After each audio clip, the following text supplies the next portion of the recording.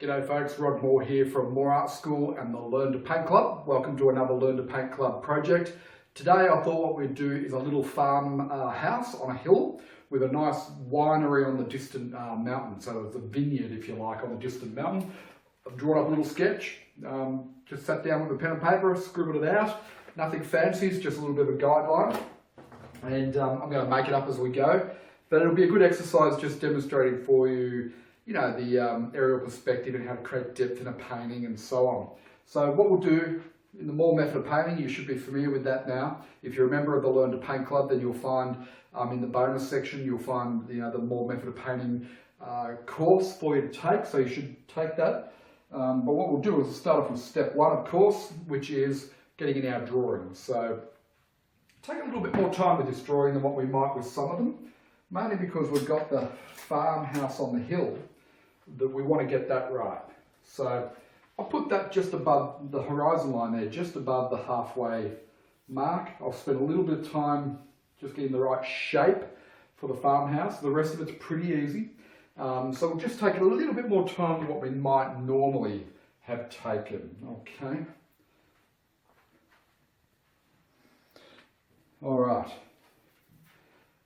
So the only time we use water usually is with our drawing, so I get a little bit of water on the brush just to thin that paint out there. And so what did I say? We're looking at just above the halfway mark there for the horizon line, and we're going to run that.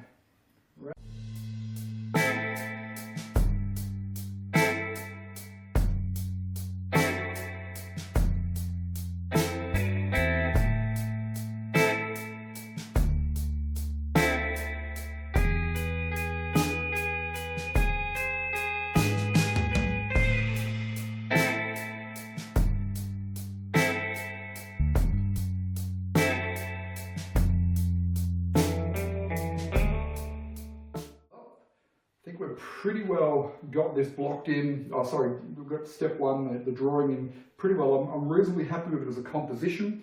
Not happy about these two. We'll make them smaller as we go. So pause the video, get yourself up to that stage.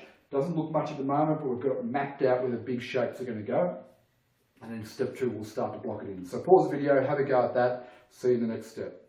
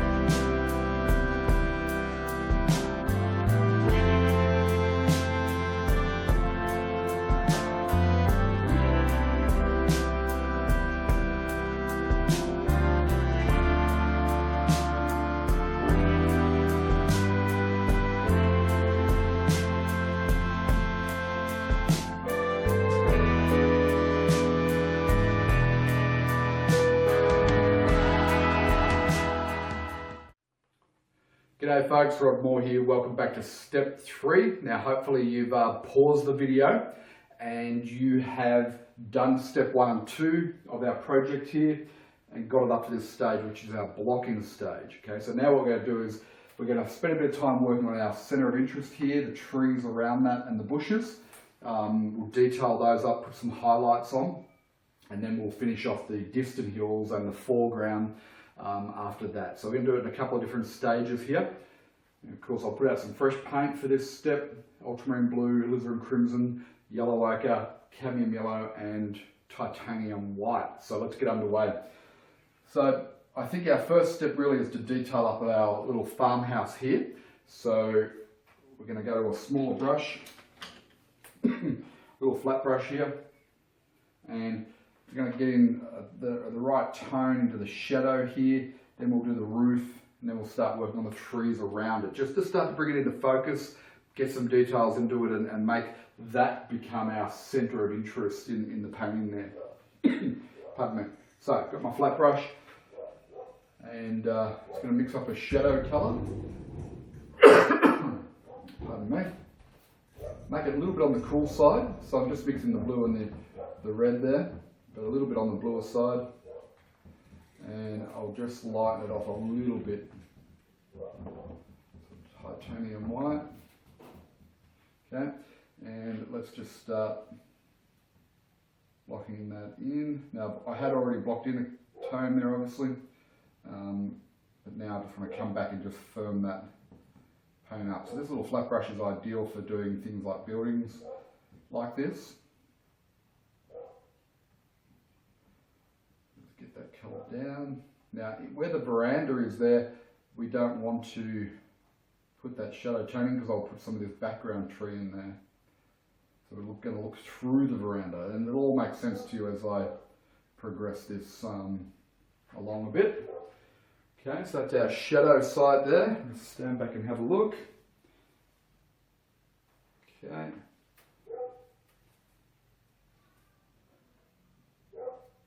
All right. Happy with that. Give that brush a wash. Now I'll put in a tone for the roof. Now, it's going to be a tin roof. It's an old farmhouse, colonial style farmhouse that's been converted into a little hobby winery. So I want the roof here to be mostly white, but a little touch of blue. Don't want it to be pure white at this stage. A little touch of that. So it's an off-white, it's more of a grey, bluey grey. And I'll just start to work that in here.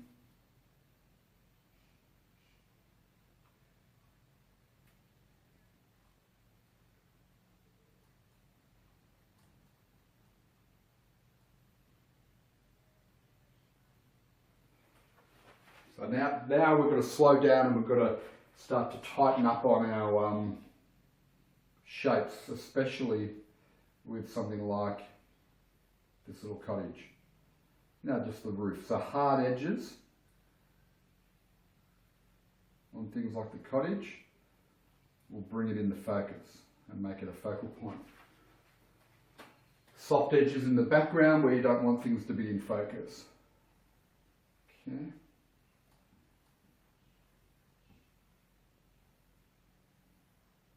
A little bit of wet paint there, which I don't mind because it gives a little bit of variety of colour into the roof.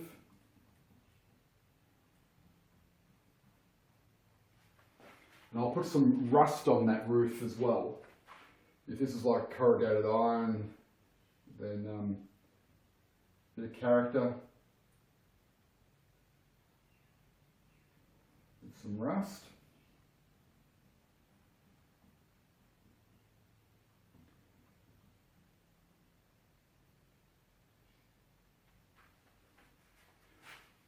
Okay, now I'm not trying to make that perfectly even.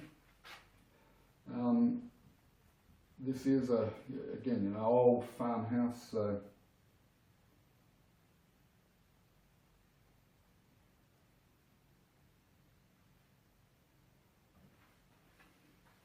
you're going to have the light coming from up here, so I'm going to come back and I'll highlight the front of it, and I'll just start to shadow it off on this side here. Okay.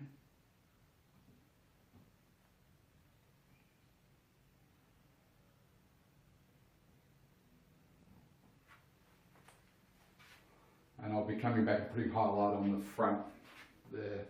Now we have a little chimney in here, so we'll just mix up red and alizarin crimson and yellow ochre, and I'll take some of this shadow just to give us the dark side of the chimney.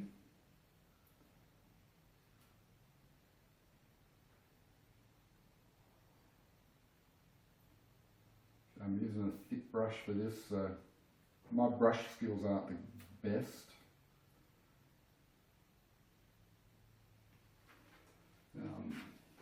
That's okay. Pop those in, so it's starting to make a bit more sense now. Okay.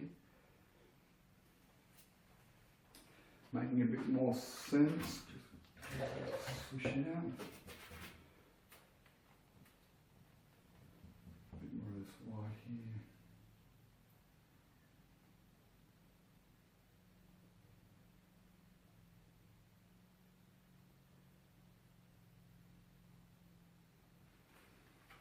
So we're going to let that dry off.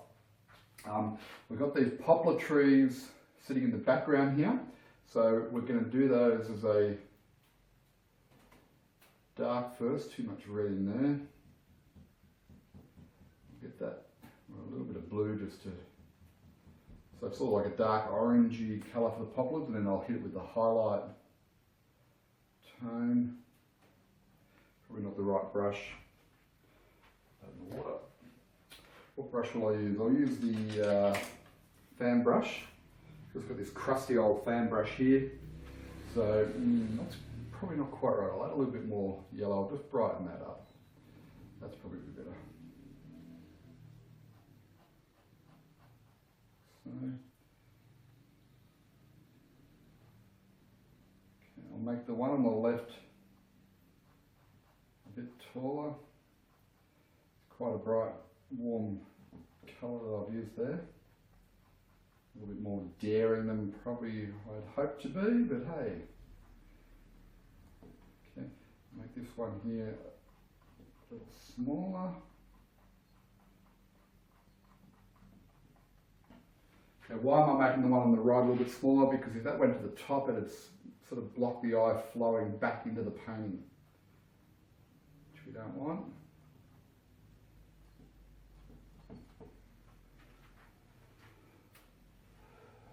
Okay, you might not have the right colour there, we're going to have to work on that, but that's okay. It's all part of the fun. Give that a swish. I used this fan brush recording yesterday for foliage and quite liked it, so I think we'll use it again.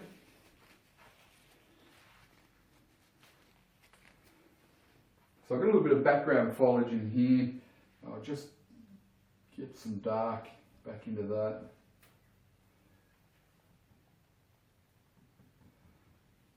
It's around about the right tone there. Just re-establish some of it.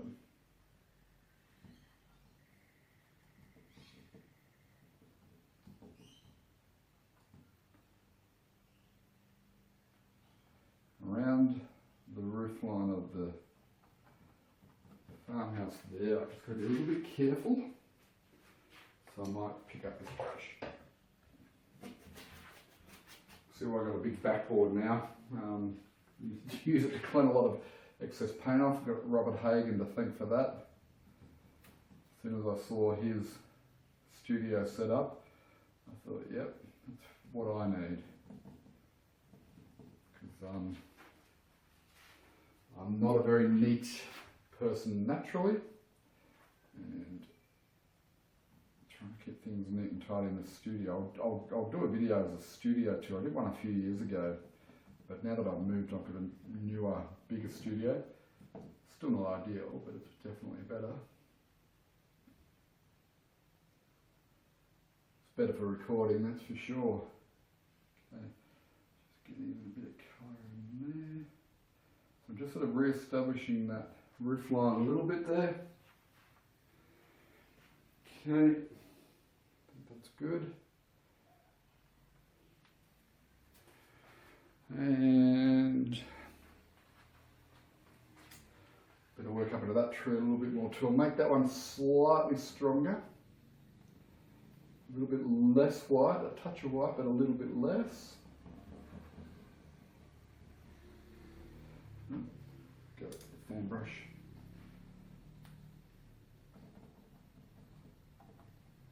There's no point making them both the same strength and value, so I'll just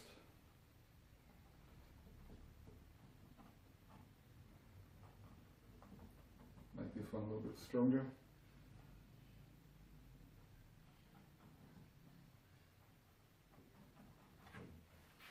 Okay. Alright, so we've got a nice sort of setting of darks there. Let's explore some highlight greens. Got to be a little bit stronger than those two greens there for the highlight. Well, mid-tones we'll get in first, yeah?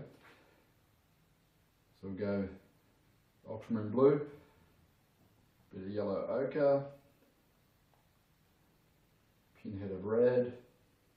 Okay. We'll just brighten them up a little bit with a little bit of cadmium yellow. Okay. And I don't want too much, whenever you're doing highlights or mid-tones, try and keep your brush a little bit drier paint. If you have too much paint on there, then it'll end up clumpy, especially with like something like a fan brush. This is probably more important with acrylics than it is with oils, but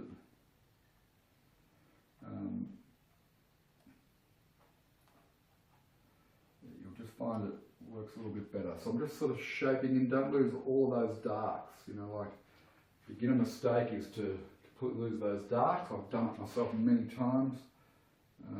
Now, can you see why in the blocking in stage, you know, I wanted to have that grade off?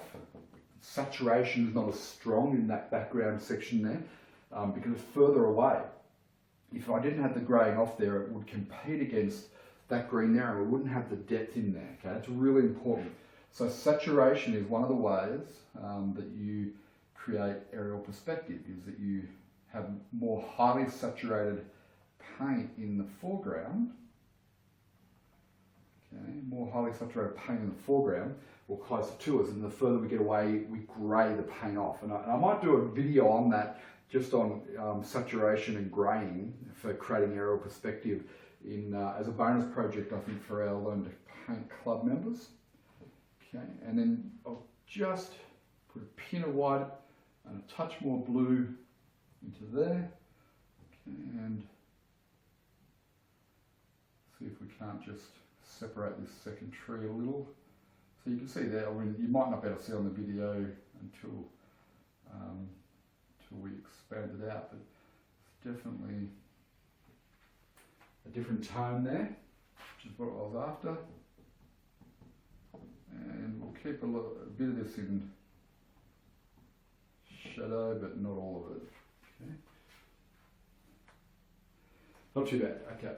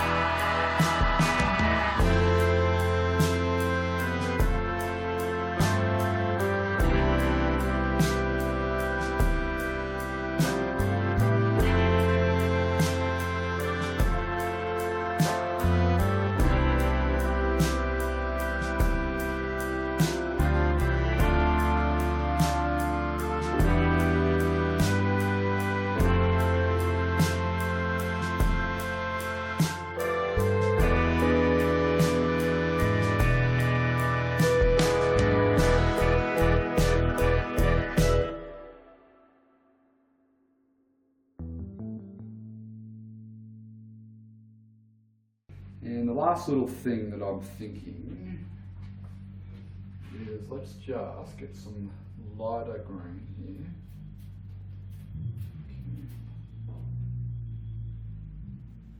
Just run it along the vineyards.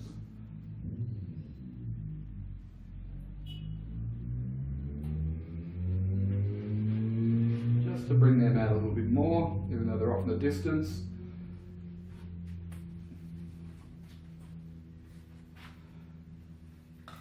Well, I'm reasonably happy with that. Hopefully you are. It's a nice little cottage scene, a hobby winery as we've been calling it. Got the vineyards in the distance, some nice rolling hills, good lead in with the path, a little bit of cottage which we've detailed up and some interesting trees. So it's a good little project. Take your time with it, have some fun with it. It's a little bit more detail on this one than perhaps what we normally do, but that's okay. Just work through the steps. And I'm sure you'll be able to recreate it, if not better. I'm sure of it. So hope you've enjoyed that one. Leave me a comment, send me an email with a photo of your painting. I'd love to see it. And I'll see you next time in the Learn to Paint Club. Cheers for now.